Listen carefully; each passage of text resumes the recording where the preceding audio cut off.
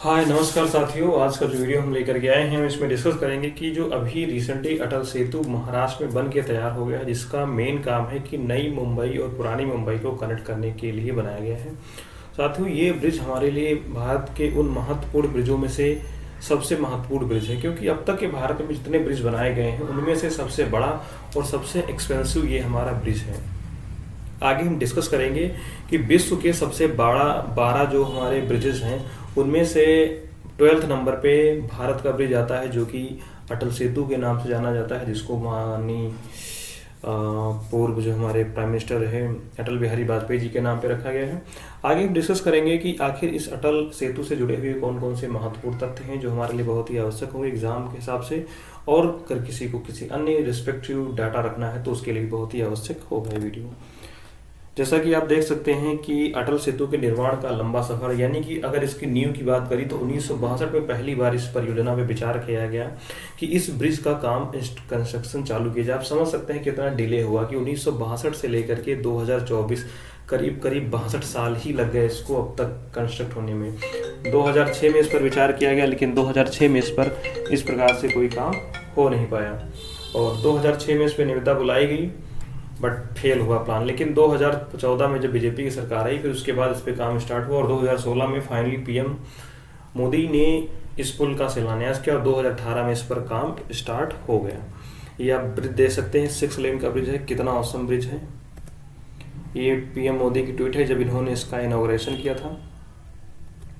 भारत को मिला सबसे लंबा समुद्री पुल, पीएम मोदी ने किया उद्घाटन। जाने अटल सेतु की खूबी आगे हम डिस्कस करेंगे।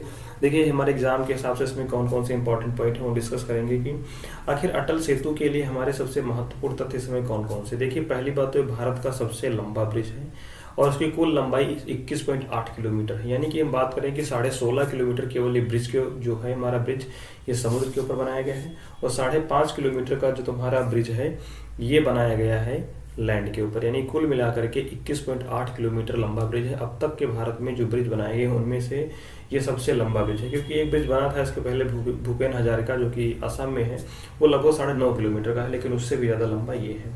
आगे हम बात करेंगे, इस ब्रिज का नाम जो है माननीय अटल बिहारी वाजपेयी जी के नाम पे रखा गया था। और इस ब्रिज की अगर हम ओरिजिनेट की बात करें कहाँ से इसकी शुरुआत होती है तो सेवरी इन मुंबई, यानी कि मुंबई से स्टार्ट होता है सेवरी से, और ये जो होता है इंड इसका कहाँ पर होता है, ये नहवा सेवा in urban taluka in Raigarh district. यानी कि हम बात करें नई मुंबई पुरानी मुंबई को जोड़ने के लिए इसका मेन काम है, और covering 80% of total project cost file remaining portion is shared between the state. और बात करें इसका 80% जो हिस्सा है वो सेंट्रल और स्टेट गवर्नमेंट इनके द्वारा किया गया। बाकी इसको एक विदेशी कंपनी है जो जापान की है जिसने मेन कंस्ट्रक्शन का काम किया, कुछ वहाँ से भी फाइनेंस इसकी की गई है। फीचर्स की बात करें अटल सेतु की तो सबसे पहली बात हम डिस्कस कर चुके कि 21 किलोमीटर ये लंबा है, 21.8 किलोमीटर। अगर पोटेंशियल की बात करें तो इस पर 70,000 व्हीकल्स को डेली रन करने की क्षमता है, और इसकी लाइफ की बात करें क्षमता कहीं कहीं इस पर 40,000 कोट किया जाता है, लेकिन हाँ मैक्सिमम 70,000 व्हीकल इस पर डेली आप रन कर सकते हैं। बात करें इसकी लाइफ की तो लाइफ इसकी 100 साल की रहेगी। कनेक्टिविटी की बात करें तो मुंबई इंटरनेशनल एयरपोर्ट से लेकर के नवी मुंबई इंटरनेशनल एयरपोर्ट, यानी कि नए और पुराने जो 2 मुंबई में एयरपोर्ट बनाए गए हैं इंटरनेशनल एयरपोर्ट, उन एयरपोर्ट्स को हम कनेक्ट कर सकते हैं। और इसकी कनेक्टिविटी ऑल वेदर है, चाहे जैसा मौसम हो, आंधी तूफान पानी बरसात, आप हमेशा इस पर चल सकते हैं। आगे डिस्कस करेंगे कि इसके बाद दूसरा कौन सा ब्रिज है तो वो Bhupen Hazarika, doctor Bhupen Hazarika bridge was longest bridge in India, जो कि रिवर ब्रह्मपुत्र के ऊपर बनाया गया और कहाँ है असम में। इसकी लंबाई कितनी है 9.15 किलोमीटर। ये थोड़ा डाटा याद रखना कि लेंथ के भी ये पूछ सकते हैं MCQ में एग्जाम में। आगे हम देखेंगे कि इस ब्रिज को कैसे कनेक्ट किया गया, कि आप देख सकते हैं कि ये ब्रिज पूरा सेवरी से लेकर के शिवाजी नगर इंटरचेंज, यानी कि इस पॉइंट से लेकर इस पॉइंट तक समुद्री हिस्सा है, कुछ हिस्सा इसका जो है लैंड पर है। देख सकते हैं कैसे क्या इसकी इमेजेस हैं। आगे बेनिफिट्स की बात करें कि आखिर का क्या बेनिफिट हमारे लिए है। देखिए पहली बात तो जैसे कि इसका मेन पर्पस जो हमारे लिए है टाइम रिड्यूस करने, क्योंकि कनेक्टिविटी के मामले अगर हम बात करें कि अगर हमारा टाइम ही पूरे दिन का 2-4 घंटे एक्स्ट्रा जाएगा तो वो हमारे लिए दिक्कतदायक होगा। हमारा समय बचे, क्योंकि आजकल के दौर में हम टाइम को ज़्यादा प्रेफरेंस देते हैं। हमारा पैसा चला जाए कोई बात नहीं, but we need more time, क्योंकि अगर टाइम रहेगा तो हम उस टाइम से ज़्यादा मल्टीपल पैसा कमा सकते हैं। जैसे कि बात करें तो Mumbai metropolitan region development authority यानी कि MMRD and Japan International Cooperation Agency and MTSL, ये मुंबई की कंपनी है, ठीक है, will bring down the average travel time between the Sewri and Chirle from 61 minute, यानी कि 61 मिनट तुम्हारा टाइम कम कर देगी, और लेस देन कितना 16 मिनट है, यानी कि 16 मिनट के अंदर अंदर आपको पहुंचाने का प्रयास करेगा।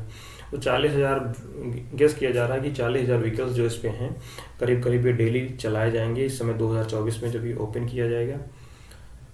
तो मेन चीज़ें हमने इसमें देख ली, और बाकी इसमें इकोनॉमिक इंटीग्रेशन की बात करें कि इसका इकोनॉमिक पर्पस क्या है। देखिए इकोनॉमिक पर्पस कई सारे इसके हैं। मुंबई को जब कई शहरों से बड़े जोड़ा जाएगा तो आने जाने के लिए बहुत ही ज़्यादा सही रहेगा, और दूसरी चीज़ ये कहीं ना कहीं हमारे कंट्री को एक बहुत ही इम्प्रूवमेंट देगा, बल देगा।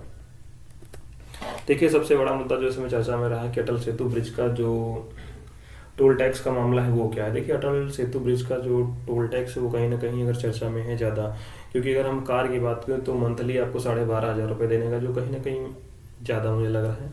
कोई मिनी बस है तो 20,000 रुपये पर मंथ का हो गया, और 2 XL का ट्रक है कोई बड़ी है उससे तो 41,000। इस प्रकार से आप देख सकते हैं कि लगभग 79,000 80,000 रुपये के आसपास आपको पर मंथ इस पर टोल टैक्स देना पड़ सकता है अगर आप इस ब्रिज से निकलते हैं। तो ये कहीं ना कहीं हमारे हिसाब से ज़्यादा लग रहा है, आपके हिसाब से भी होगा।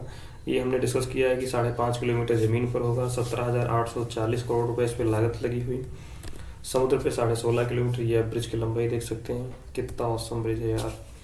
और करीब 70,000 लोग इस पर सफ़र करेंगे, 400 से अधिक इस पर कैमरा लगाए गए हैं। गति सीमा कितनी है, 100 किलोमीटर पर घंटे अधिकतम।